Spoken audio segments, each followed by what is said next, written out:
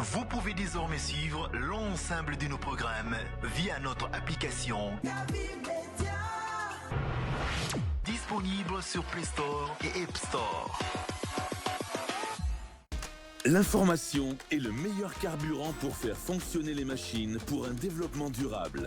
La photographie de l'actualité, c'est aussi sur siaminfo.com, notre plateforme dynamique. Cavi TV, regardez la lumière. Cavi TV, la télé du dé.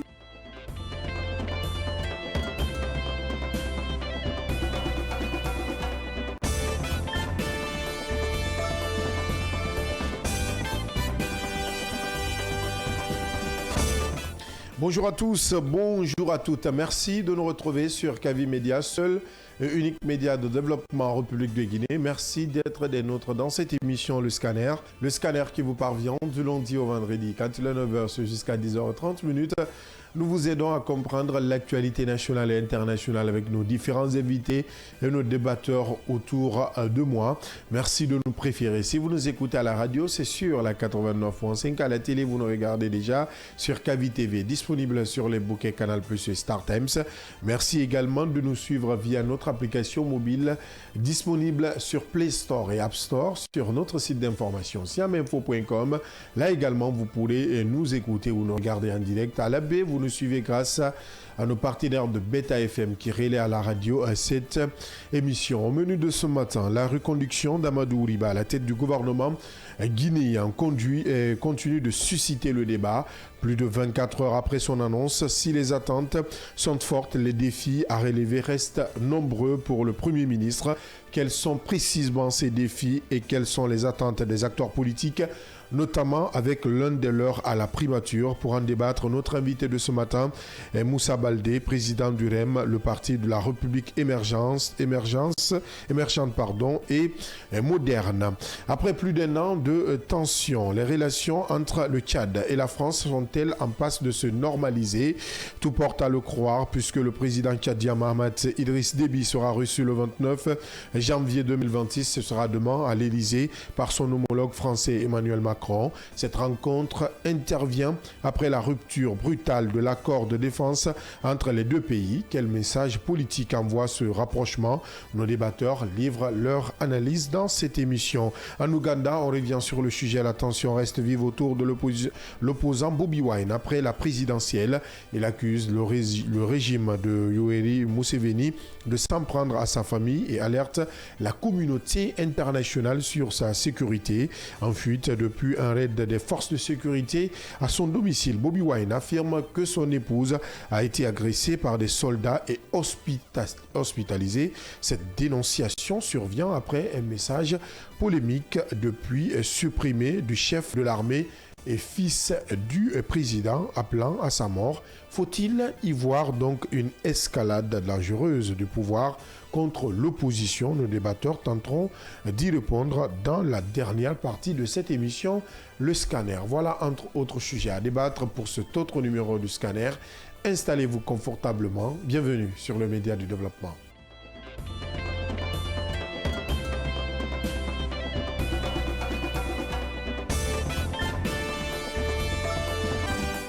Merci de nous retrouver sur l'ensemble synchronisé de nos médias. C'est parti pour plus d'une heure de débat avec les débatteurs qui m'entourent ce matin. Comme chaque matin, il y a Moussa Cheikh Kamara, bonjour.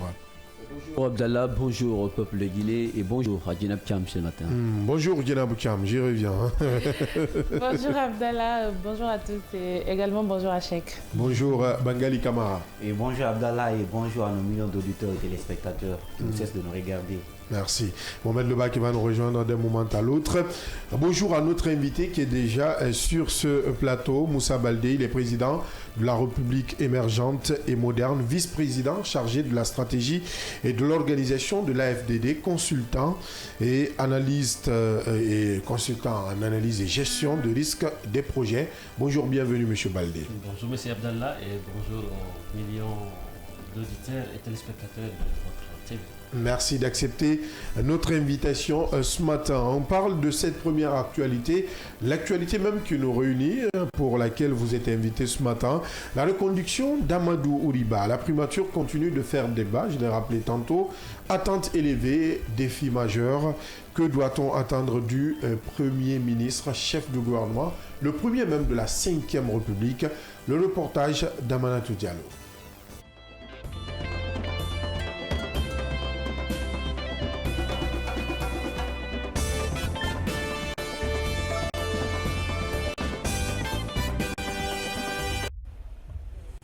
Cavi TV, regardez la lumière. Cavi TV, la télé du développement. Cavi TV, c'est plus qu'une chaîne. C'est la voix de ceux qui construisent, innovent et transforment leur quotidien. Reportages, magazines, débats, documentaires. Chaque contenu est pensé pour informer, éduquer et éveiller les consciences. Agriculture, éducation, santé, environnement, entrepreneuriat. C'est à travers un décret lu sur les antennes de la télévision nationale que le président Mamadi Doumbouya a officialisé lundi soir la reconduction d'Amadou Riba au poste de Premier ministre. Un décret qui était très attendu par les citoyens guinéens. Si certains saluent le maintien d'un homme qu'ils jugent expérimenté et connaisseur des réalités du pays, d'autres attendent désormais des actes concrets pour améliorer leurs conditions de vie. Nous, les jeunes, on a vraiment besoin des emplois. Donc, ce qui va nous donner la motivation de ne pas passer. La plupart aussi actuellement, donc c'est l'aventure qu'ils visent. Donc s'il y a du travail chez toi ici, tu n'as pas besoin d'aller ailleurs. Pour Fodé Doumbouya, Amadou Riba dispose d'une connaissance approfondie de la Guinée et des enjeux nationaux. Il estime qu'il n'aura pas de difficulté à conduire l'action gouvernementale. Le premier travail confié, on suppose que l'homme n'est jamais parfait, mais avec l'appui du peuple et l'appui de tout le monde, donc on a confiance encore qu'il peut faire mieux que ça. Kerfala Bangoura, lui, appelle le futur gouvernement à plus de proximité avec la population. Il souhaite voir régulièrement les ministres sur le terrain afin de constater de visu les réalités que vivent les Guinéens, aussi bien en milieu urbain que rural. Ce que Baouri sera amené à gérer ne doivent pas se limiter à leur bureau climatisé. Ils doivent aller sur le terrain afin de mieux comprendre les besoins réels des populations, même s'il est difficile de résoudre tous les problèmes à 100%. Une présence constante sur le terrain permettrait d'y répondre en grande partie. Dans ces cas, les populations comprendront que leurs dirigeants se préoccupent de leurs conditions de vie. Désormais, tous les regards sont tournés vers la formation du prochain gouvernement attendu dans les jours à venir.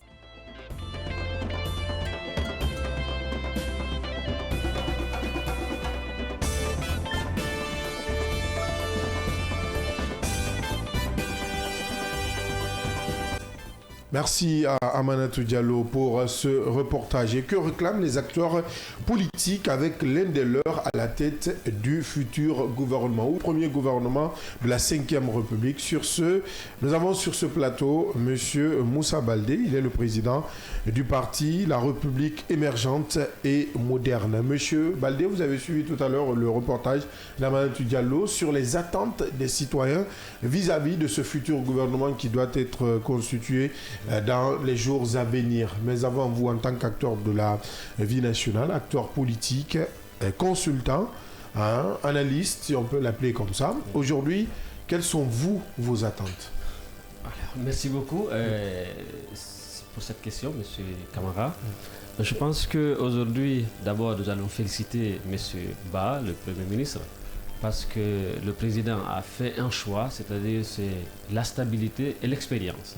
Parce que le Premier ministre, vous n'êtes pas sans savoir qu'il a mené le temps qu'il était Premier ministre de la transition avec dextérité, avec compétence, avec expérience, jusqu'à ce que nous sommes arrivés à pratiquement la sortie de la transition, quelque chose qui était redouté.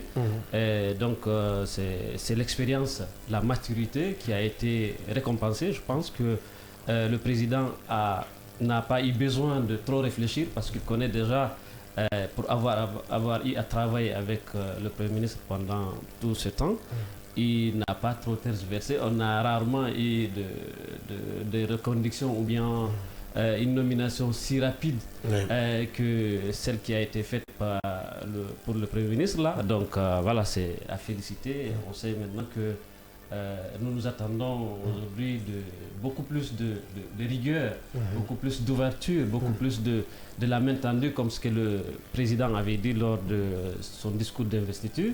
Donc cette volonté d'aller de l'avant, cette capacité de tirer tout le monde vers devant pour que le pays puisse aller à un niveau enviable, à un niveau de développement que nous avons tous espéré et nous espérons. Donc ce sont les tout premières attentes. Je pense que dans les 100 premiers jours, il va falloir que les Guinéens à tout niveau puissent sentir un peu un changement, c'est-à-dire même au niveau du panier de la ménagère. Il reste quand même un défi majeur. Tout à fait, c'est un défi. D'ailleurs, je m'en vais vous dire que nous, à la REM, comme à l'AFDD, nous avons confiance, nous avons conscience de ces cris de cœur que les Guinéens nous ont donnés en donnant 86,72% de suffrage au président Mamadi Doumbouya. Ce n'est pas un chèque en blanc, comme on dit. C'est franchement, c'est cette volonté que les gens ont vue à ce président de vouloir changer la Guinée. On dit ok, allez, on donne tout et on accompagne. Je pense qu'aujourd'hui le défi est énorme et immense, mais il y a des compétences, il y a des capacités au sein des différentes formations politiques. En tout cas, nous à l'AFDD, nous en regorgeons suffisamment de ressources qui peuvent vraiment participer, et nous sommes déjà mis à disposition. Parce que nous avons été la toute première coalition politique à annoncer officiellement le soutien, disons... Votre soutien au président Mamadi Doumbouya, aujourd'hui élu démocratiquement. Vos attentes, j'ai écouté certains acteurs politiques qui revenaient sur ce détail très important. Est-ce qu'aujourd'hui il est nécessaire de parler de cadre de dialogue dans ce contexte actuel? Alors, des cas de dialogue, il faut toujours dialoguer dans la vie d'une nation, mais ça dépend de quel type de dialogue on parle. Aujourd'hui, on est dans une situation où il faut engager des réformes. Il faut continuer réellement la mise en place des différentes structures différentes. Il faut réaliser des grands projets dont le peuple en a besoin. Donc aujourd'hui, je pense que tout le monde est unanime que quand on est élu démocratiquement avec ce score, je pense que le peuple a donné son go au président de faire le choix, et je pense qu'il sait exactement ce qu'il veut et il va mener à bon port le train guinéen. Vous avez travaillé, Yamoussa, si tu me permets, vous avez travaillé au bureau de suivi des priorités présidentielles durant un bon moment, je crois en 2 ans ou 3 ans. Oui. Aujourd'hui, pour vous, quels sont les défis qui attendent cette 5e République? Alors, d'abord, il faut un défi. Je pense que d'abord, l'ossature même de ce nouveau gouvernement prouve à suffisance qu'il y a quelques défis qui ont été compris. D'abord, la première des choses, c'est-à-dire quand il y a du pléthore des ministres, il y aura moins d'efficacité, il y aura beaucoup plus de bureaucratie, et cette ossature avec 27 ministères et des secrétariats généraux, je pense que ça commence par là. D'abord, c'est une question d'organisation.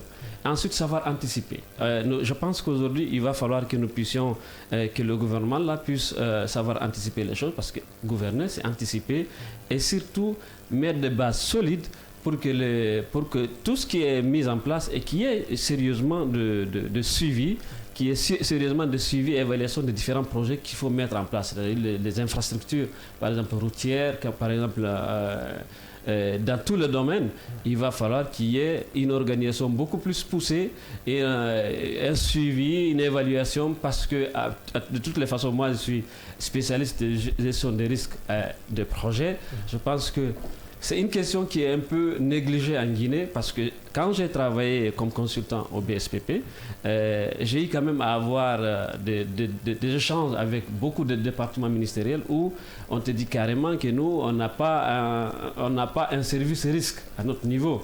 C'est pour vous dire qu'aujourd'hui, il va falloir qu'on y travaille. Donc la majeure partie des départements ministériels en Guinée n'a pas suffisamment, en tout cas jusqu'à quelques années, il n'y en avait pas. Aujourd'hui, il y a eu cette volonté du président de mettre d'abord cette structure BSPP qui permet vraiment en ce moment de suivre les projets prioritaires. Je pense que ça va s'élargir à tous les projets parce que de toutes les façons, si il y a un suivi et évaluation avant même de mettre en place les projets. Après, on peut facilement dire que voilà ce qui a marché, ce qui n'a pas marché, parce que le risque zéro n'existe jamais. Donc, c'est des défis. À l'entame, vous avez dit que Bahouri, vous avez touché un peu la reconduction de Bahouri et vous avez commencé par le combat qu'il a mené dans le cadre de l'élection justement du président de la République. Ma question, c'est de savoir, est-ce que selon vous, si Bahouri a été reconduit, est-ce que c'est parce qu'il a mouillé le maillot en qualité de directeur de campagne de la JMD? Alors, je disais que effectivement, là, c'est l'expérience et la compétence qui a été reconduite. Quel que soit, on a des gens qui mouillent le maillot, mais s'ils n'ont pas les compétences qu'il faut pour mener des hommes, on ne peut pas juste les mettre en place pour quelqu'un qui a envie que le pays change. Aujourd'hui, Bahouri... Ce qui est d'ailleurs mentionné dans la nouvelle constitution. Concernant la nomination d'un chef du gouvernement, il est bien clairement mentionné quelqu'un qui a de l'expérience, une probité morale irréprochable, et ainsi de suite. Et les critères sont définis. Très bien. Et l'intégrité de M. Bahouri ne se questionne pas. On le connaît ici depuis longtemps.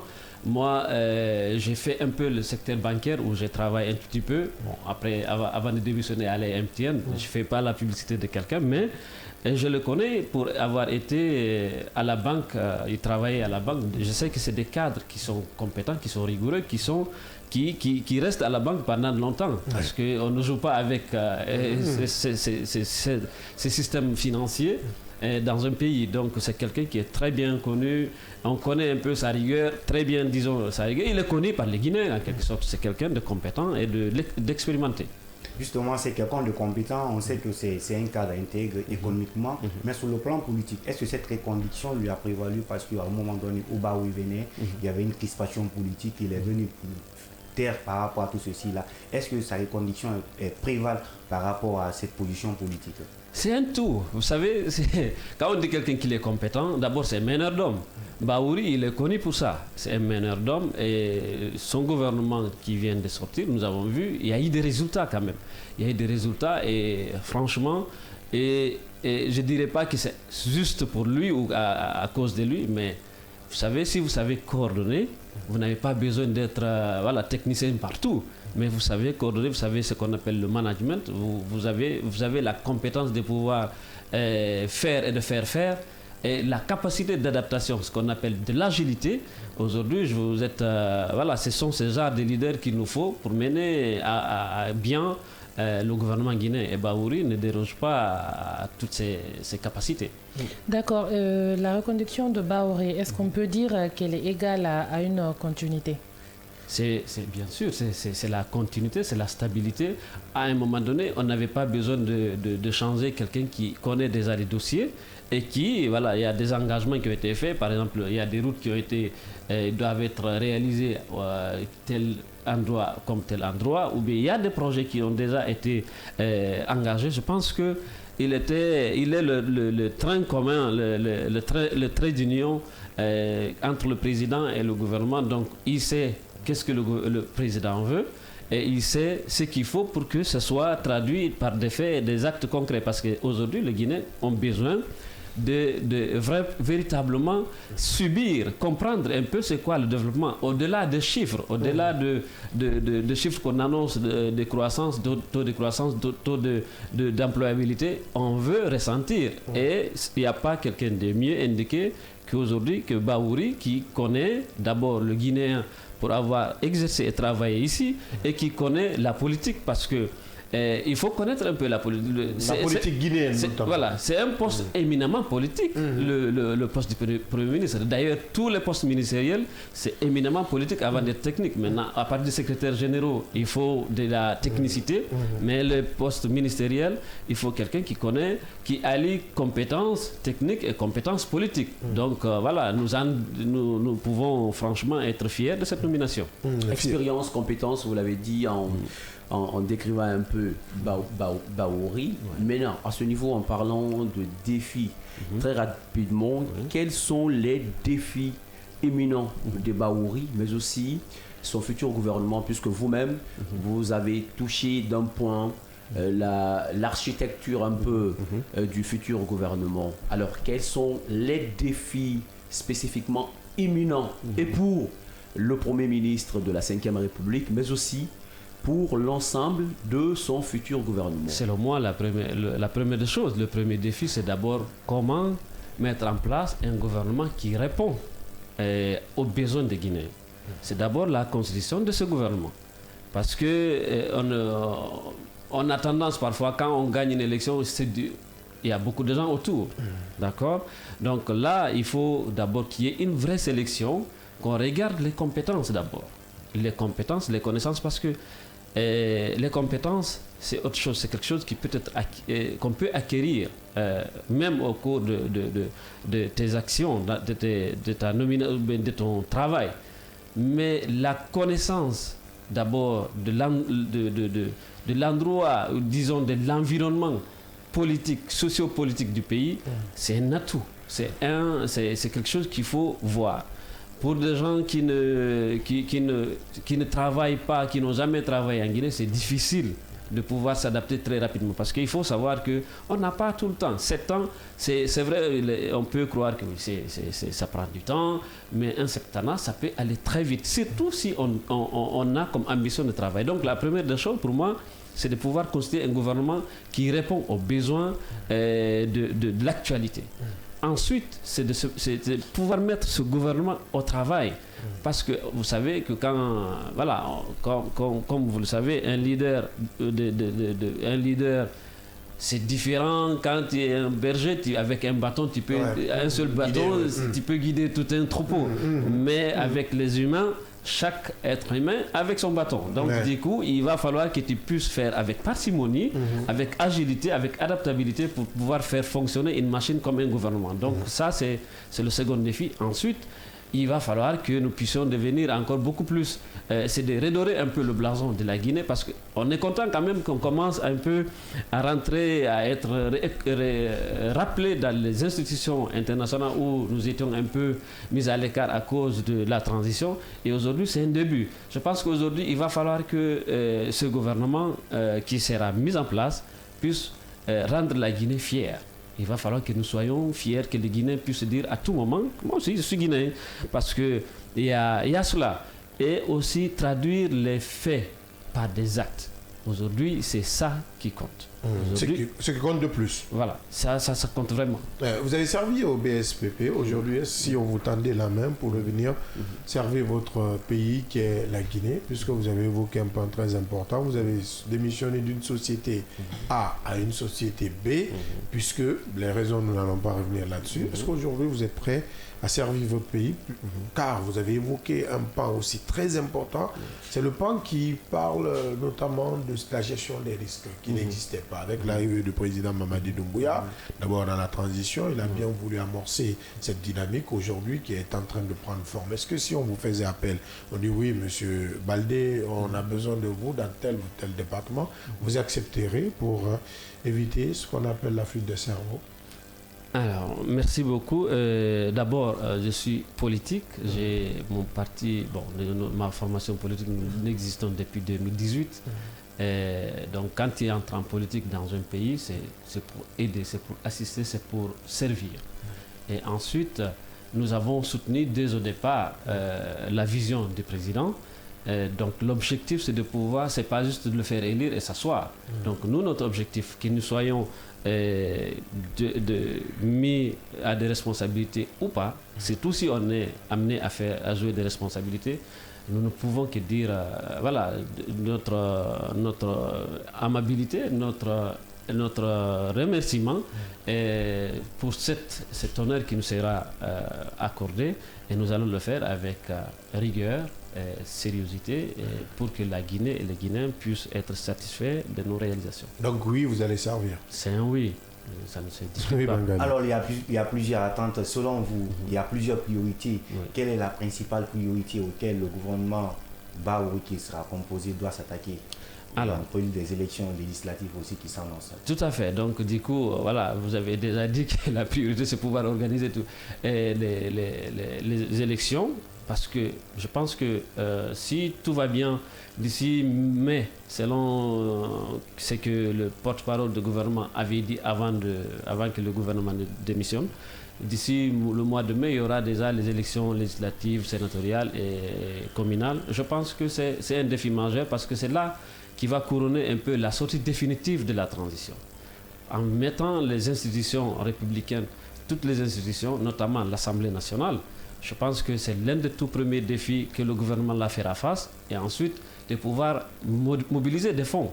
Aujourd'hui, nous avons vu le projet Simandou. C'est quelque chose qu'il faut rendre vraiment viable, il faut que les Guinéens puissent en profiter. Aujourd'hui, c'est un projet gigantesque, un projet qui est chiffré autour de 20 milliards de dollars. Quelque chose qui, voilà, en comparaison avec ce qu'on avait comme budget national de développement, c'est pas rien, c'est même intéressant. Donc, c'est de pouvoir créer, après que les institutions seront mises en place, c'est de pouvoir vraiment mettre le Guinéen au travail et vraiment en avant tout, comme on dit, pour le travail. Alors, à cet effet, que dire aujourd'hui au CNT appelé à voter imminemment ou à adopter, imminemment les lois organiques restantes dans le cadre de meublement des institutions, bien sûr, puisque ça a été même l'appel du président de la République. Bah, c'est déjà s'exécuter, donc du coup, moi, j'ai pas beaucoup de choses à apporter, sauf que quand le président dit, et puis lui, ce qui est intéressant avec monsieur le président élu, c'est qu'il sait clairement ce qu'il a envie de faire. Et il l'a montré depuis le début. Hein. Donc, il parle moins. Il parle moins, mais les actions parlent pour lui. Vous savez, c'est ça. Donc, du coup, c'est le CNT. Il va falloir qu'il fasse bouchée double. Je sais que c'est pas facile. Rien n'est facile dans un pays dont les bases ne sont pas totalement là, surtout quand on sort d'une transition, mais avec la volonté et le soutien de l'exécutif, je pense que c'est faisable. Aujourd'hui, est-ce que vous avez un message à lancer à vos militants, puisque vous êtes d'abord à la tête d'un parti politique, vous êtes membre d'une coalition, d'une alliance, alliance aujourd'hui qui essaie de se démarquer avec de nouvelles formations politiques. Précision importante, puisque parmi vous, je crois qu'il y a aussi Diabati Doré, qui n'est pas nouveau dans la sphère politique guinéenne, mais aujourd'hui, il faut quand même un message pour vos militants, les sympathisants, ceux qui ont bien voulu croire en vous et voter pour le président Mamadi Doumbouya, puisque c'est l'appel que vous avez lancé. Tout à fait. Je dirais effectivement, il y a une nouvelle pratiquement classe politique qui a commencé à émerger depuis, disons, quelques années maintenant. Je pense que c'est une bonne chose. Je vois beaucoup de gens qui sont réticents encore sur les réseaux sociaux qui disent, bon, les jeunes sont pressés. À un moment donné, nous sommes quand même, la Guinée à autour de 70% ou 75% même de la population guinéenne est jeune. Si on dit que les jeunes sont pressés, je me demande comment est-ce qu'on peut mettre à l'écart 70% de la population et dire qu'on veut le développement. C'est pas possible. En fait, il faut être réaliste, qu'on fait avec ce qu'on a. La jeunesse guinéenne, elle est compétente. Elle est compétente. Je pense qu'elle a besoin d'être encadrée. Elle a besoin de s'engager.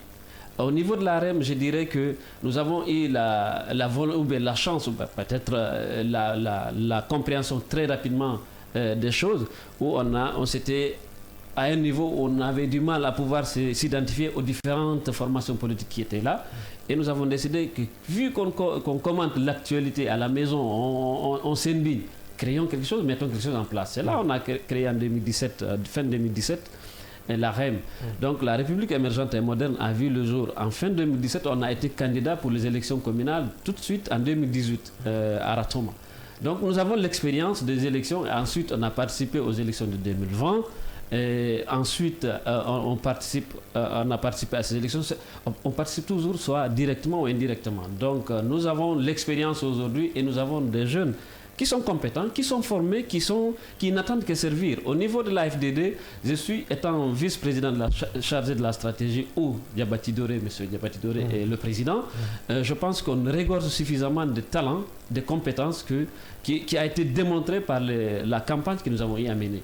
Nous avons investi toute la Guinée et nous avons le rapport que nous avons eu à évaluer où, franchement, on a été l'une des, pour ne pas dire la plus grande alliance qui a été sur le terrain et qui a été vue dans tous les médias. Et je pense que ça a valu cette victoire écrasante. Et je pense qu'aujourd'hui, j'en appellerai aux Guinéens tout court pour dire qu'on fait front commun contre la pauvreté, on fait front commun pour soutenir le gouvernement qui va être mis en place pour que la Guinée change. Ne restons pas derrière à critiquer tout simplement. Critiquer c'est bien, mais proposer c'est encore mieux. Et ça, c'est cet appel que j'appelle aux Guinéens pour éviter de faire des polémiques d'incompétence ou pas compétents. Je pense que l'expérience, ça s'acquiert quand ils travaillent. Moi, j'ai plus de 15 ans d'expérience. Ça ne se voit pas dans des domaines variés. Dans des domaines variés, vraiment, que ce soit dans les télécommunications, où j'ai fait plus de 7 ans comme auditeur financier opérationnel, où je connais très bien. Et au niveau des banques et assurances, au niveau, franchement, même aux ONG, parce que je travaille à plan international Guinée, où j'ai commencé après mon diplôme universitaire à Sonfonia, parce que j'ai été produit de Sonfonia. Je suis de la 43e promotion de gestion qui est très très connue en Guinée. Et après, avant d'aller en France, en Occident, en Afrique du Sud, faire quelques autres formations où on a fait un peu l'école de la stratégie de guerre de Paris, un peu le study en bachelor en communication et quelques petites certifications, quelques formations. Et je ne suis pas seul. Il y en a des milliers dans ce domaine. Et je pense qu'il suffit tout simplement de regarder un peu et de dire aux Guinéens, la jeunesse de s'ouvrir, d'accepter de s'exposer et montrer qu'ils sont prêts à servir le pays pour que les choses avancent. Ailleurs, le Premier ministre, par exemple, français, Gabriel Attal, c'est un bébé par rapport à nous. Village. Voilà, village. Et c'est partout pareil. Mais en Guinée, dès que tu parles, on te dit que tu n'as pas encore 60 ans, tu es enfant. Ici, on te donne 60 ans pour être jeune. Tu es toujours jeune. Je ne comprends pas comment est-ce que nous comprenons ça. Il va falloir que nous... Parce que la jeunesse, je crois que c'est à 35 ans. C'est à 35 ans. 35 ans. C'est fini. Moi, je ne me considère plus. Moi, je ne me considère plus jeune aujourd'hui. On a dans des formations politiques des gens de 55 ans qui sont présidents de jeunes de ce parti. C'est quand même extraordinaire. Il va falloir que ça change.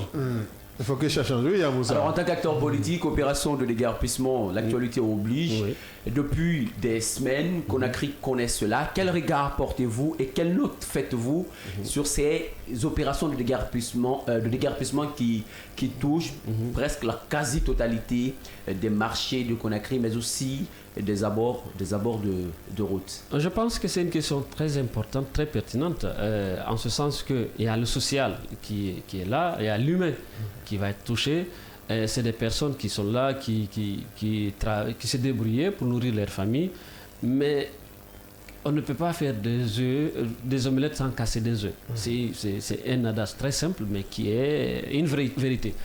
On ne peut pas vouloir d'une capitale reluisante, une capitale propre, une capitale circulable, et laisser les gens envahir les artères et dire que bon, parce que ce qu'il faut faire, moi je pense que c'est de pouvoir s'organiser avec les élus locaux, bon, disons en ce moment les présidents de délégations spéciales, parce qu'ailleurs, ce sont les maires qui gèrent ce genre de choses. Je pense qu'il va falloir, il y a une question qui est pertinente qu'il faut se poser.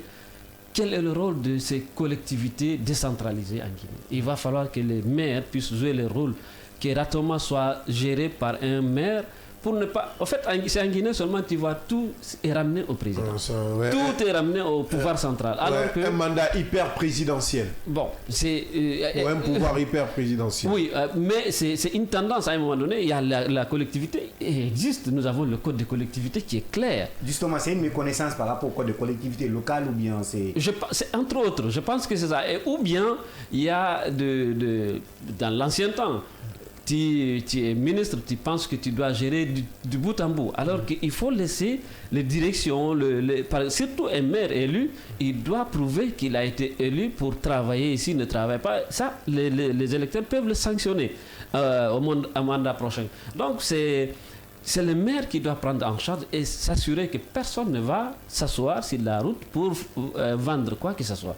C'est difficile, mais je pense que là, parce que c'est une habitude, il va falloir qu'on puisse penser à indemniser certains gens et puis faire avec humanisme, leur donner un délai raisonnable pour qu'ils puissent enlever leurs biens avant de passer à déguerpir pour la casse. Je pense que j'ai vu un communiqué où on a donné un délai, un petit délai. Bon, je pense il y avait le communiqué, de la direction générale de la police. Donc, déguerpir, c'est bien, mais empêcher que les gens se reviennent, c'est encore mieux.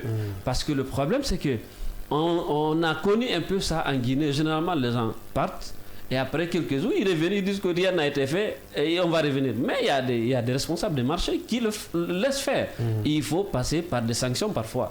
Vous savez, ailleurs, parce que, on va prendre de bons exemples ailleurs. Et quand tu fais à certaines choses, on te fait payer. On ne te frappe pas, on ne te met pas en prison, mais on te fait payer. Et quand la poche elle est touchée, une fois, deux fois, trois fois, tu vas dire, ok, je pense que si je ne vais pas continuer à être ruiné pour de rien, je vais prendre les bons comportements. Donc toujours sanctionner à la hauteur de sa forfaiture. À la hauteur de la forfaiture, je pense qu'à un moment donné, il faut sensibiliser. Les sanctions financières, il faut sensibiliser. La Guinée, on a besoin d'une vraie éducation citoyenne. Et ça, c'est le rôle non seulement des politiques, du gouvernement, mais des familles aussi. Parce que moi, c'est quand même écœurant quand tu vois quelqu'un, un vieux père, prendre sa poubelle, aller jeter sur la rue comme ça. Donc je pense qu'il va falloir qu'il y ait une éducation citoyenne et il va falloir que ceux qui sont en mesure de pouvoir dire « assois-toi là », qu'ils puissent être ceux-là qui vont être responsables de tout ce qui se passe. Parce que quelqu'un qui vient s'asseoir, si le responsable dit qu'il ne doit pas rester ici parce que c'est une parcelle de l'État et ça va être utilisé par l'État tôt ou tard, il ne va pas s'asseoir. Ce sont ces démembrements qu'il faut voir. Aujourd'hui, Coloma, on a vu, à un moment donné, c'est désolant, mais ça change quand même le visage de la Guinée, de la capitale. Parce qu'il y a des entreprises qui arrivent à faire des choses où on crée de l'emploi, où on crée des activités, où même le banditisme change de façon de faire. Aujourd'hui, quand c'est dégagé, c'est clair, c'est propre, chacun sait qu'est-ce qu'il faut faire. Je pense que c'est avec humanisme, avec rigueur, avec, disons, pédagogie. Monsieur Baldé, s'il vous plaît, Abdallah, reconduction de Bahouri, est-ce qu'il faudrait s'attendre à d'autres reconductions lors de la nomination des membres du gouvernement prochain? Un secret pour moi, je ne sais pas comment est-ce que je vais répondre à cela. Si j'étais le Premier ministre... Non, mais évidemment, mais si j'étais le Premier ministre, c'est une question que je vous dirais en faisant le gouvernement, vous allez voir. Mais sur ce, je pense que c'est à la discrétion totale de M. le Premier ministre et son président. Et son président, M. Moussa Baldé, qui reste très très prudent sur cette dernière question. Vous l'avez compris, c'était notre invité de ce matin au compte de l'actualité nationale, M. Moussa Baldé, qui est le président de la République émergente et moderne, vice-président chargé de la stratégie et de l'organisation de l'AFDD et consultant en analyse et gestion de risque des projets. Merci d'être passé dans cette émission et merci pour vos explications et vos précisions. Merci beaucoup, merci à vos millions d'auditeurs et téléspectateurs. Une pause et derrière on continue et nous prendrons la direction du CAD.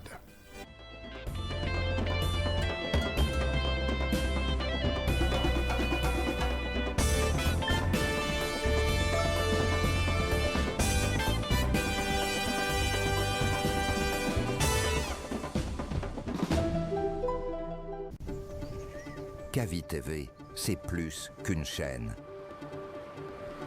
C'est la voix de ceux qui construisent, innovent et transforment leur quotidien. Reportages, magazines, débats, documentaires.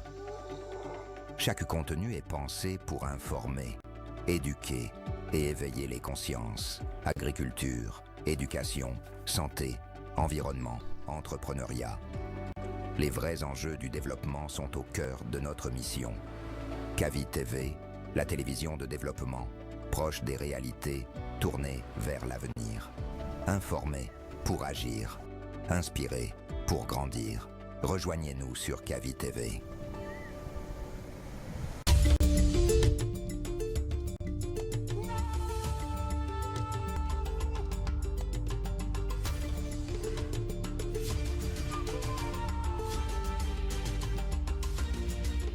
Kavi TV, la télé du développement. Salatugo mobata wora walisa odir khoto fe Kavi Media arame fe nunga matofera mamo barama wati sumunyi atemu ina ya kitili tongo fe nangere wora wasali so ne munyangante so biya so yi alura mene baho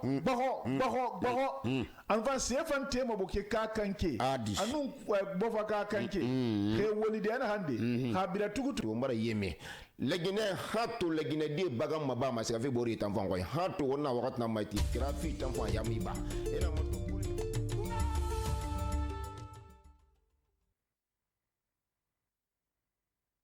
La musique a toujours été un élément fondamental de la société humaine lié à notre identité culturelle.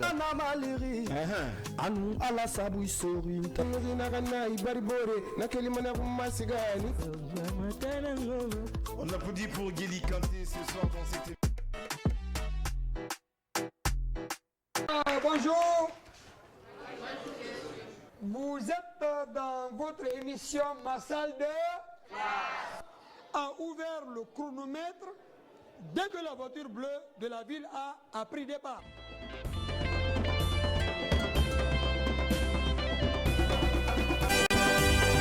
Le scanner se poursuit, vous le savez déjà, nous sommes ensemble jusqu'au port de 10h30. Dans cette émission, nous prenons d'ailleurs la direction du Tchad.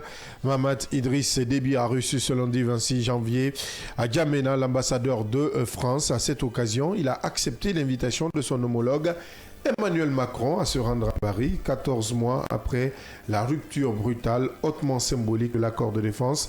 Le Tchad et la France semblent amorcer une nouvelle dynamique dans leur relation. Yamoussa Cheikh Camara. Alors justement, il faut quand même le dire, en fin septembre ou en fin novembre, je vais dire 2024, on a assisté à ce que vous appelez les ruptures brutales, donc de défense entre le Tchad et la République française. Ça a surpris plus d'un, puisque non seulement pour la France, c'était un coup dur, c'est intervenu alors que le Burkina Faso, le Mali et le Niger avaient chassé de leur territoire les militaires français. Et donc pour le Tchad quand même, il faut quand même dire que c'est un partenaire historique pour la France, puisque cet accord de défense dont on parle aujourd'hui existe depuis 1976. Donc cela fait donc 125 ans de présence de présence de l'armée française sur le territoire tchadien. Et donc la rupture a été une surprise et qualifiée de brutale et même abrupte de la part des autorités françaises. Mais pour N'Djamena, ce n'était pas une rupture brutale, puisque cela ne devrait, selon le communiqué qui avait été mentionné, la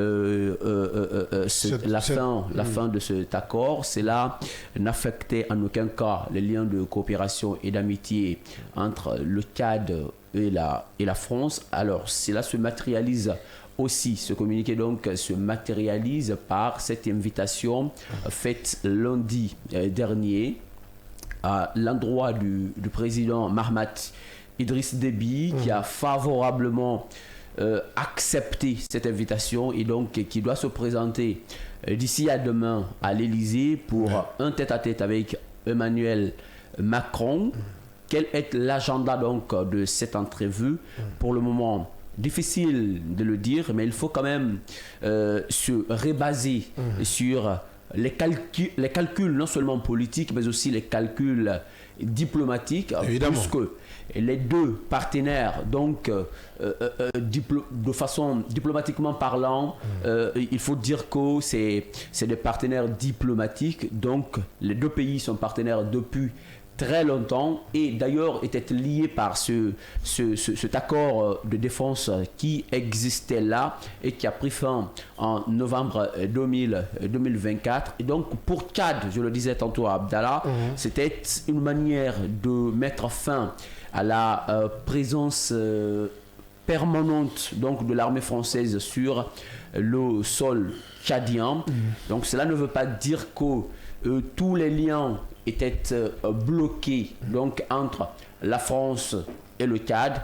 Donc il faut quand même dire que derrière les calculs se font pour les intérêts entre les deux pays.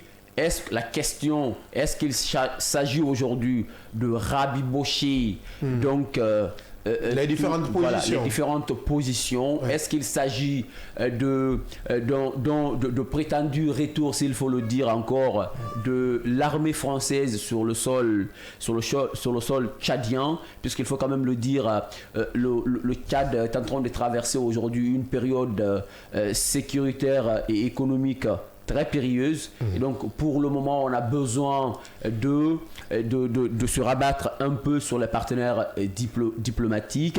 Donc de ce côté là, est-ce qu'il est aussi nécessaire de revenir vers la France, et donc la France déjà la France qu'on a gardée comme étant notre ami, notre collaborateur historique, malgré la fin brutale donc, de cet accord de défense. Donc des questions entre autres qui se posent et en N'Djamena et à Paris aujourd'hui, puisque ce tête-à-tête entre Emmanuel Macron et Mahamat Idriss Déby, il faut quand même le dire, s'avère très très très important pour les deux pays et qui sont dont les relations sont parties en vrille depuis plus de 14 mois, hein, précisément. Plus d'un an, 14 mois précisément. Mais au cœur de l'audience, Guéna Boukam accordé par Mahamat Idriss Déby à l'ambassadeur Éric Girard, il y a quand même ce point qui intéresse plus d'un, l'avenir de la coopération, je cite, bilatérale, appelée à se renouveler et à se redynamiser en s'adaptant aux enjeux actuels. C'est un compte rendu de la présidence tchadienne, oui. Oui, comme l'a dit Cheikh, le divorce était militaire, mais les relations diplomatiques sont restées. Donc aussi, je pense que cette relation a été fragilisée par une enquête de la justice française qui visait le président de la transition tchadien, Mohamed Idriss Déby, pour détournement de fonds publics. Donc, et cela a fait que le Tchad s'est rapproché un peu de la Russie, en fait en voulant chercher d'autres partenaires. Donc, il faut aussi le dire que le Tchad est membre de la zone franc CFA. Ouais. Et jusque-là, voilà, bien que ce divorce militaire est consommé depuis 2024 en janvier 2025, parce que ça a été le retrait définitif des militaires français sur le territoire tchadien. Donc aujourd'hui, une rencontre est demain, je crois, ou aujourd'hui, une rencontre est prévue entre les deux chefs d'État. C'est pour dire que le divorce, il n'a été que militaire, mais sur le plan diplomatique, ces deux pays restent amis. En plus, il faut le dire que le Tchad a toujours été un partenaire pétrolier important de la France, puisque la France est un client pour le Tchad concernant l'achat des produits pétroliers ou les hydrocarbures tchadiens. Donc en plus, ce retrait de l'armée française n'était nullement un défi ou autre. Le Tchad voulait juste montrer sa souveraineté face aux Français. Donc après la rencontre de demain, peut-être que les choses vont s'améliorer entre les deux pays. Évidemment, et ce signal fort, puisqu'on parle des mots de diplomatie, sur ce plateau, on a notre Bangali qui est diplomate. J'aime bien le rappeler. Oui, c'est pour le titiller. L'ambassadeur français a été clair, selon la présidence tchadienne.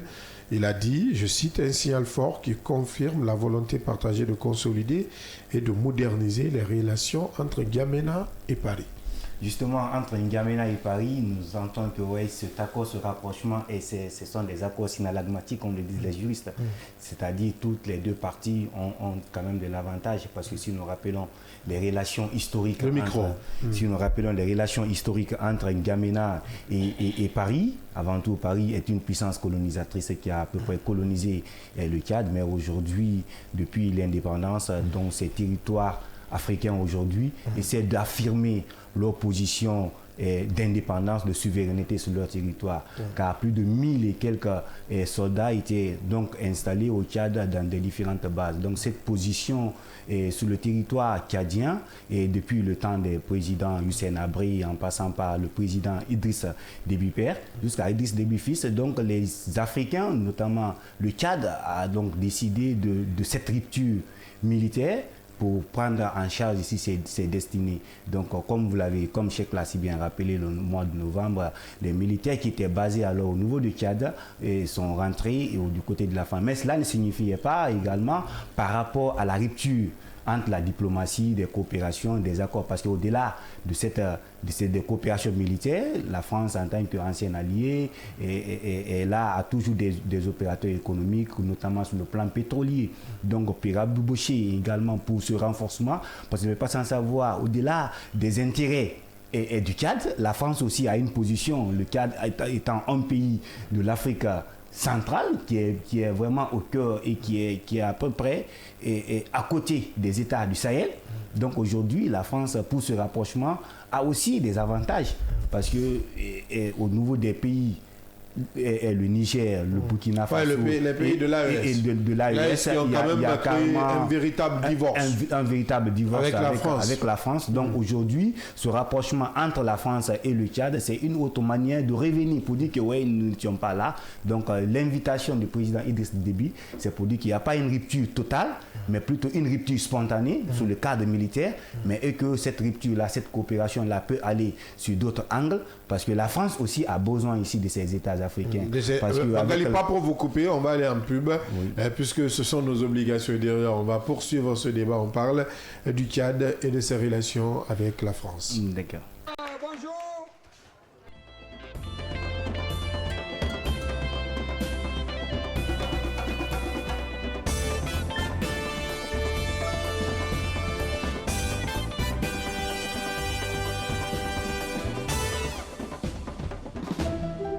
Chez Mondial Express, nous transformons vos voyages en une expérience inoubliable. Faites confiance à notre expertise pour des services de qualité supérieure. Grâce à notre service d'assistance visa, simplifiez toutes vos démarches administratives à travers nos experts. Avec notre service billetterie, réservez vos billets pour toutes les destinations du monde avec facilité. Profitez de notre flotte de véhicules modernes et fiables pour tous vos déplacements à travers notre service de location de véhicules. Grâce à notre service d'évacuation sanitaire, comptez sur notre service réactif et professionnel pour vos besoins médicaux à l'international. Assurez-vous d'un environnement impeccable avec nos services de nettoyage de qualité. Transportez vos marchandises en toute sérénité grâce à l'expertise de notre service de transit. Développez vos compétences d'agent de voyage avec nos formations spécialisées suivies de stages pratiques au sein de nos équipes. Contactez-nous dès aujourd'hui au +224 613 00 39 69 ou au +224 613 00 39 70. Nous sommes situés à Mankpa, 4e avenue, immeuble Dabo, commune de Kaloum. Visitez notre site internet au www.mondialexpress.net. Mondial Express, chaque voyage est une histoire.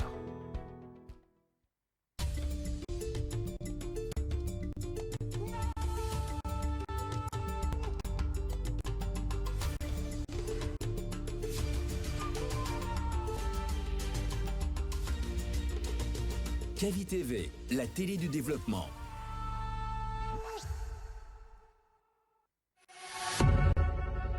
Vous pouvez désormais suivre l'ensemble de nos programmes via notre application disponible sur Play Store et App Store. L'information est le meilleur carburant pour faire fonctionner les machines pour un développement durable. La photographie de l'actualité, c'est aussi sur siaminfo.com, notre plateforme dynamique. Cavi TV, regardez la lumière. Cavi TV, la télé du développement. Cavi TV, c'est plus qu'une chaîne.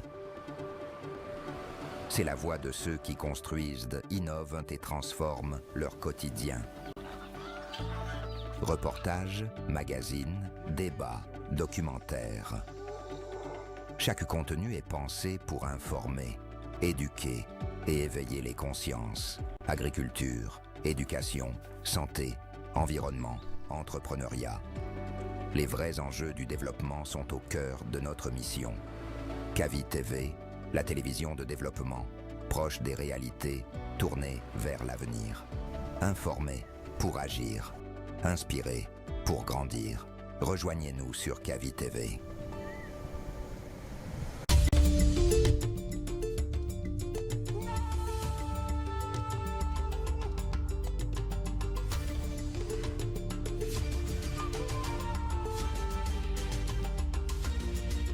Cavi TV, la télé du développement. Salatugo mobata wora walisa odir koto fe Cavi Media arame fe nunga matofera mamo barama wati sumunyi atemu ina ya kitili tongo fe nangre wora wasali so ne munyanga sobia so yi alura mene baho anvan sefan tema boke ka kanke anu bofa ka kanke he woli de na hande ha bila tugutu mara yeme legine hatu legine die bagam maba masika fe bori tamfan ko hatu wona wakat na maiti trafi tamfan yamiba ena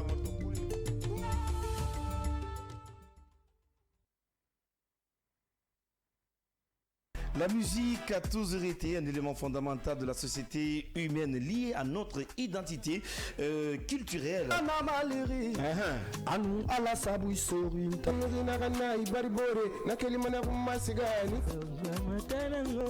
On applaudit pour Guéli Kanté ce soir dans cette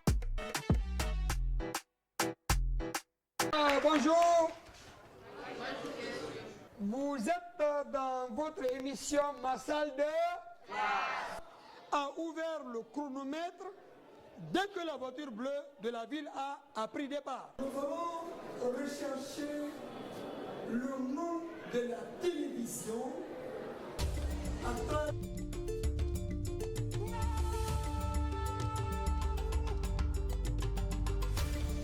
à République de Guinée. Merci d'être des nôtres dans cette émission. Le scanner a favorisé, s'il faut le dire, la division.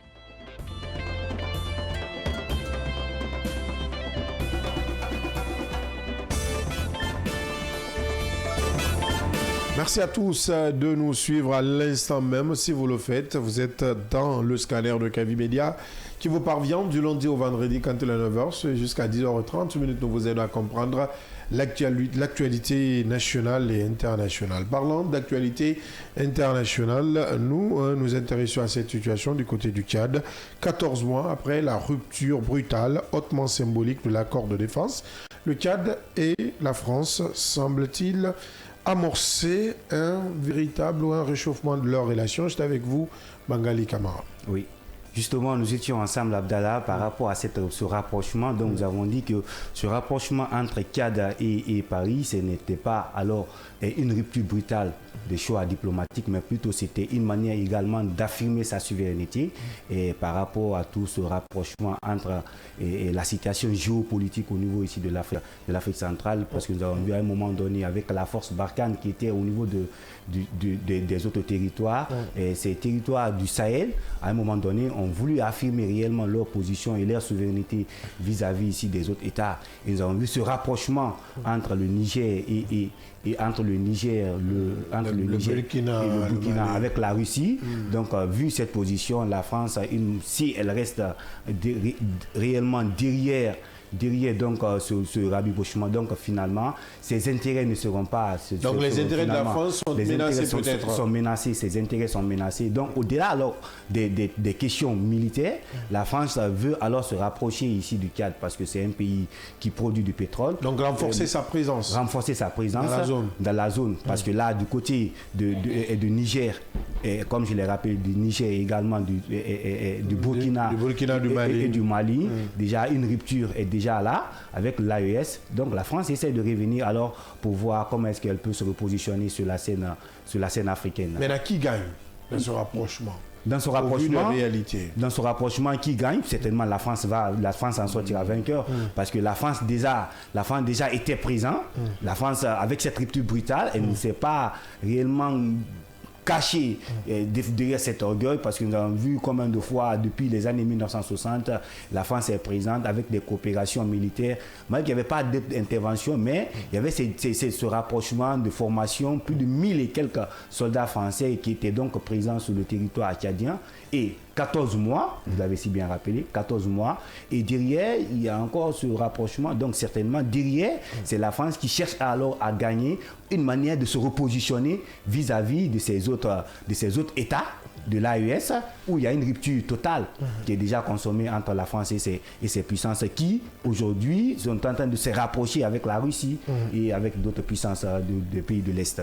Des pays de ce côté, oui. Alors moi, je dis que pour la France, peut-être ça peut être un ancrage régional, notamment sur le plan de renseignement, naturellement, alors que pour le Tchad, c'est vraiment la reprise, s'il faut le dire, de la coopération, puisque pour le Tchad, il s'agit aujourd'hui de redynamiser la coopération avec la France. Même si pour le Tchad, ce n'était pas cette rupture dans l'accord de défense, n'était pas considéré comme une rupture brutale, mais il faut quand même dire que la France l'avait considéré ainsi, puisque je l'ai rappelé, depuis 1976, on est dans ça. Donc c'est devenu historique, près d'un siècle d'ailleurs au plus, même s'il faut le dire. Et donc aujourd'hui, les deux ont intérêt à trouver un terrain d'entente pour pouvoir se relancer. Et puisque vous vous souvenez, lorsque comment dirais-je, la rupture est intervenue, la porte est restée quand même ouverte pour le dialogue du côté de N'Djamena.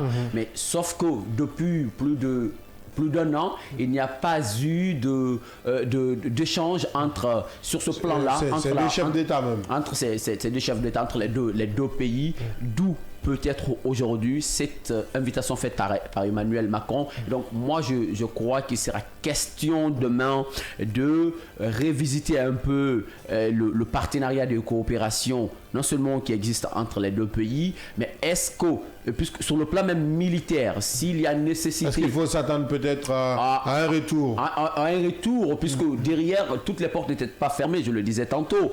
On disait au Tchad que des questions de formation, par exemple, de mission en ce qui concerne des militaires tchadiens pouvaient intervenir, mais il fallait se reposer sur d'autres formes de partenariat entre la France et le Tchad. D'où cette indépendance ou cette liberté peut-être parlé tout à l'heure par Bangali, puisque les pays du Sahel, vous le comprenez, sont toujours guettés par ce qu'on appelle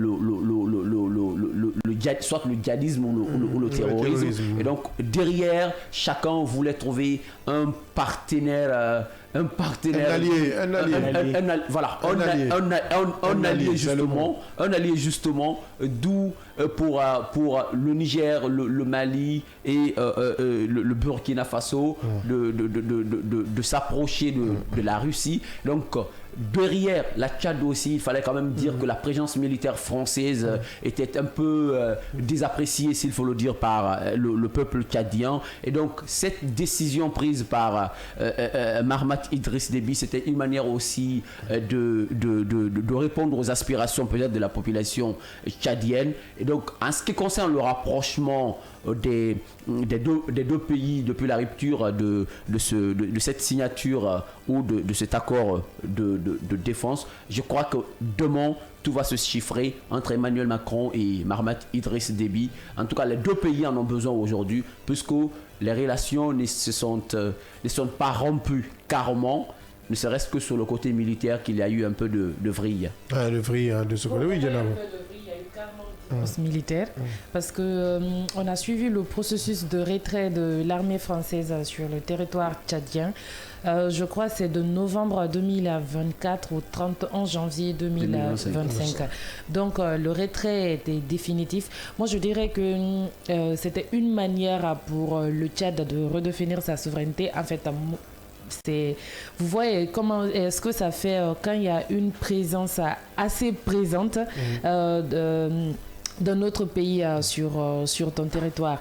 Et en plus de ça, ces relations dataient de 1960 plutôt, au lieu de 1976. Ah d'accord, 1960. Voilà, de 1960. Donc ça fait assez d'années que la France est présente sur le territoire tchadien. Donc après ce retrait, là, après cette rencontre, peut-être chacun des pays va protéger ses intérêts et ils vont voir qu'est-ce que cette coopération bilatérale va donner. Forcément.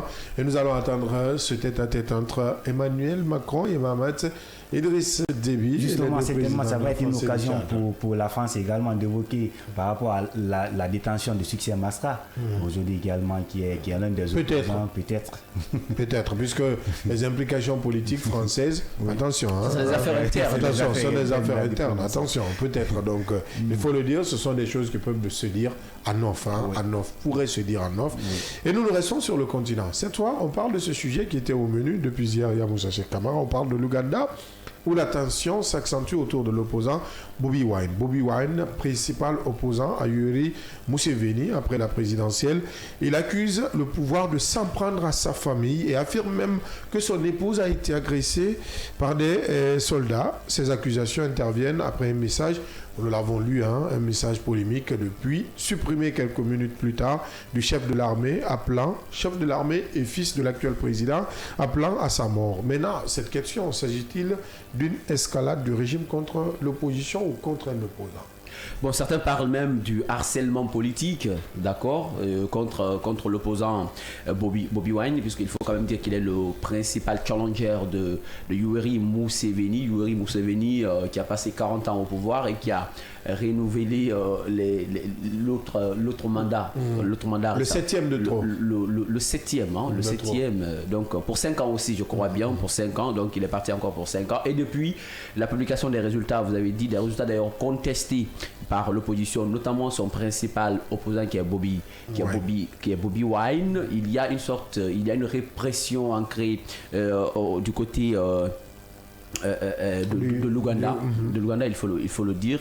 Donc cette répression, Bobi Wine n'a pas loupé Bobi Wine lui-même, puisque depuis là, sa résidence, sa famille est assignée en résidence et lui, il est en cavale depuis un lieu inconnu aujourd'hui, puisque personne ne sait où se trouve-t-il, mais quand même, il continue de faire des annonces, même si à un moment donné, le fils de Yoweri l'avait déclaré mort, mais contre toute attente. Il avait aussi retiré. dit qu'il préférait voir Bobi Wine mourir. Il a de supprimer le poste. Et il avait aussi annoncé naturellement sa mort, ce qui n'était pas le cas, un poste qu'il avait retiré. Alors Bobi Wine aujourd'hui qui dénonce une agression contre sa famille, notamment sa femme. Alors aujourd'hui, il faut quand même dire que l'opposant qui est en cavale continue de dénoncer ainsi, mais du côté de l'Ouganda, par exemple, le chef de l'armée rejette en bloc toute agression physique à l'encontre de la femme de l'opposant. Et donc, deux versions différentes de l'autre côté. Et puisqu'aujourd'hui, on peut pas voir, il est difficile de faire une confrontation entre les deux, puisque Bobi Wine, sa position reste... il est hors du pays. Sa position reste inconnue, au pays ou pas, donc il n'a pas donné position là où il se trouve, peut-être pour des raisons de sécurité. Vous-même, si vous remarquez un peu, le chef de l'armée, qui est même le fils du président Museveni, demande à Bobi Wine de rentrer, de faire une confrontation, et il l'a même qualifié de lâche. Est-ce le cas aujourd'hui?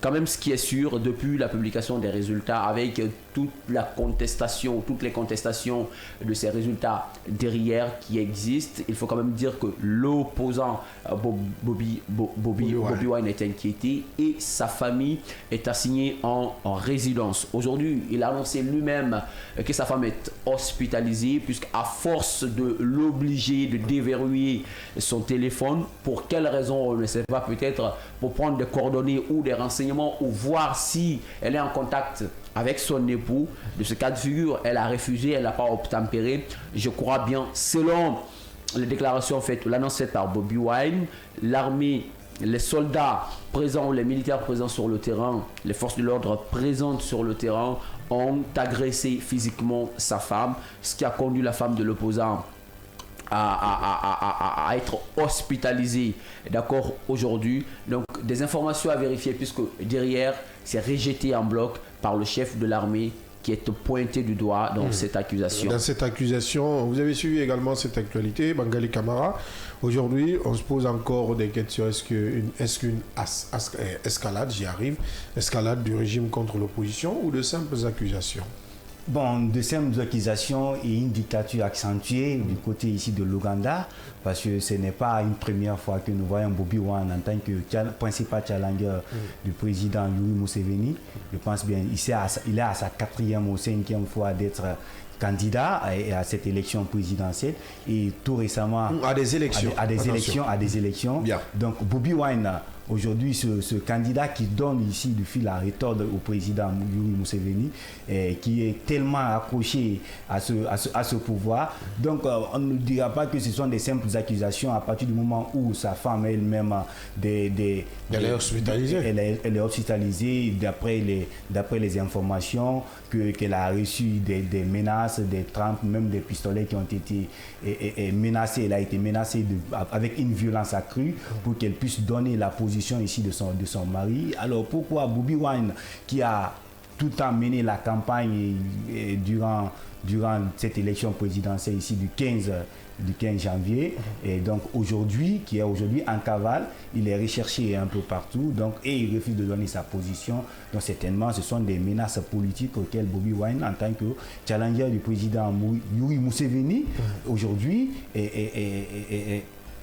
qui carrément en tant qu'opposant farouche de ce territoire, parce que ce n'est pas un opposant de la dernière heure, il est connu de par sa force de mobilisation, de par ses résistances, de par ses sorties, et en tant qu'un artiste reconverti en acteur politique aujourd'hui. Donc Bobi Wine, et franchement, il a tenu bon, et aujourd'hui il est carrément dans une situation de déséquilibre, et carrément au niveau de l'Ouganda.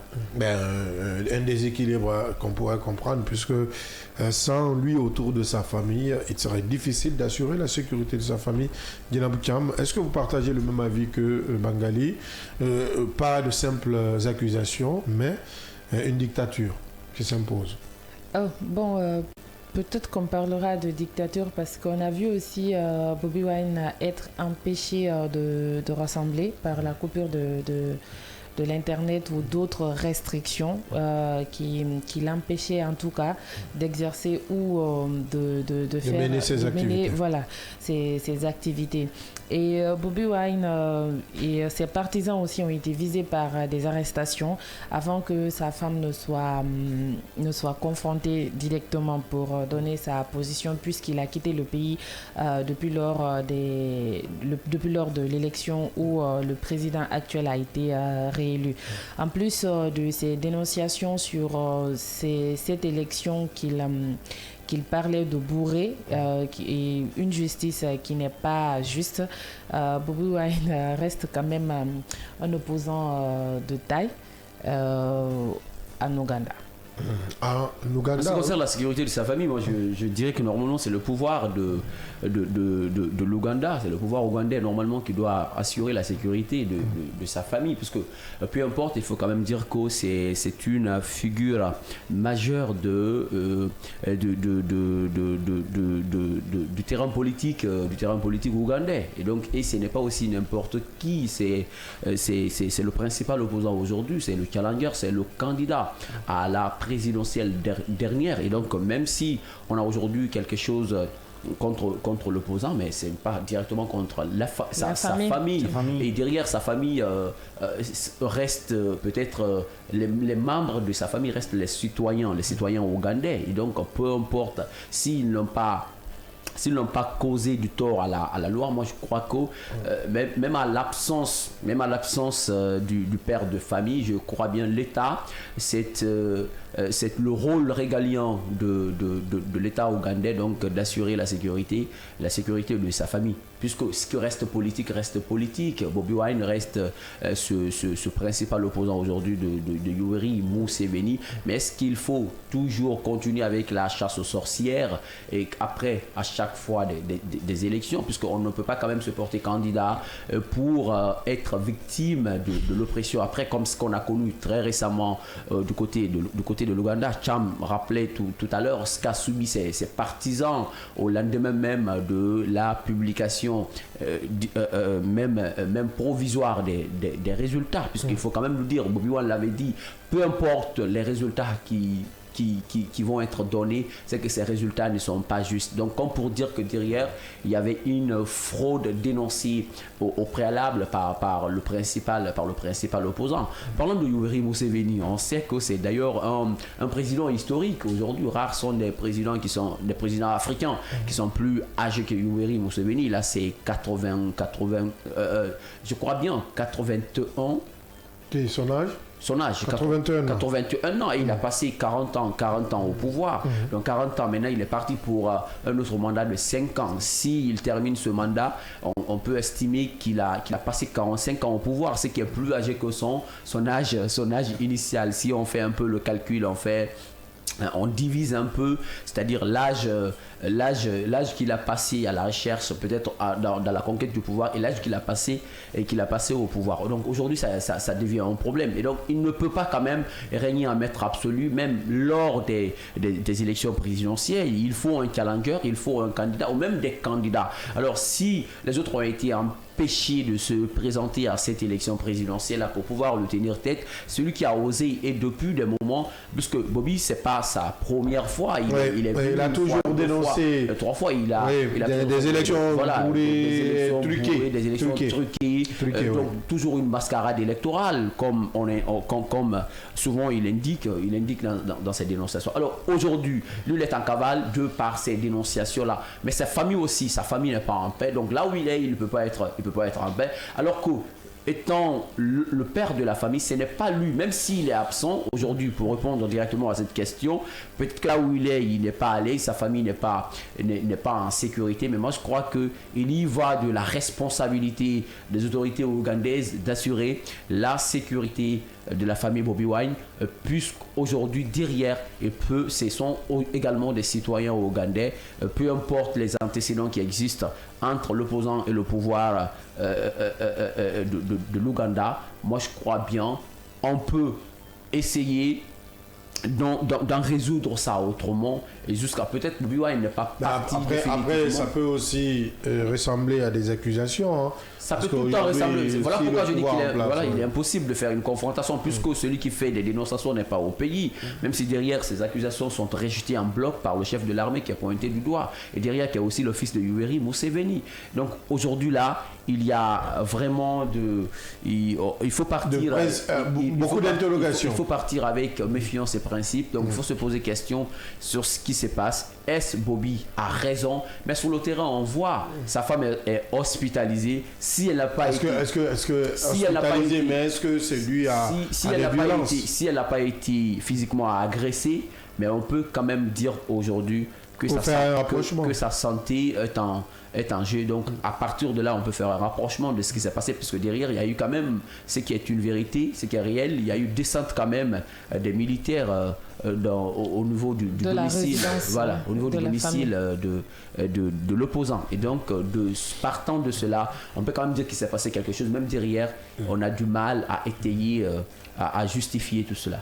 Justifier tout cela, on va quand même suivre l'évolution de cette actualité du côté de l'Ouganda en attendant d'en savoir un peu plus. Également sur l'actualité qu'on vient de débattre tout à l'heure, je parle de la situation entre le Tchad et la France. Demain, ce sera la rencontre entre Emmanuel Macron et Mahamat Idriss Déby. On va voir, est-ce que les deux chefs d'État vont revenir sur cette coopération militaire? Est-ce qu'il y a de bonnes nouvelles en vue? On attendra demain pour en savoir davantage, puisque ce qui reste clair, on parlera quand même de coopération. L'a annoncé l'ambassadeur de France du côté de N'Djamena.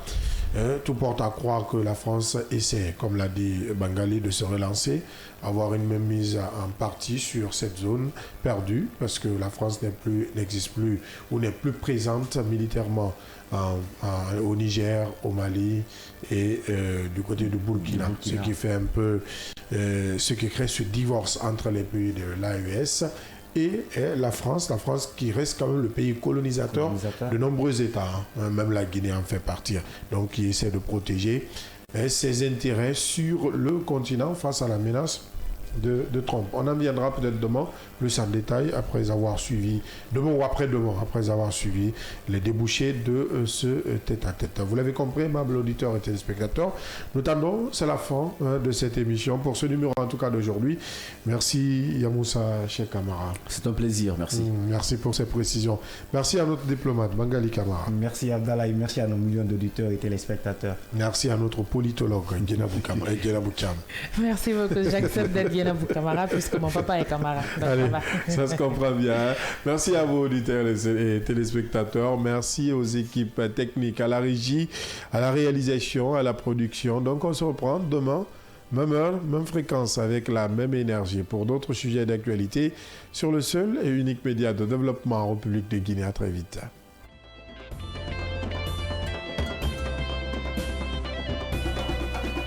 République de Guinée. Merci d'être des nôtres dans cette émission. Le scanner a favorisé, s'il faut le dire, la division de gain de cause, il faut le dire.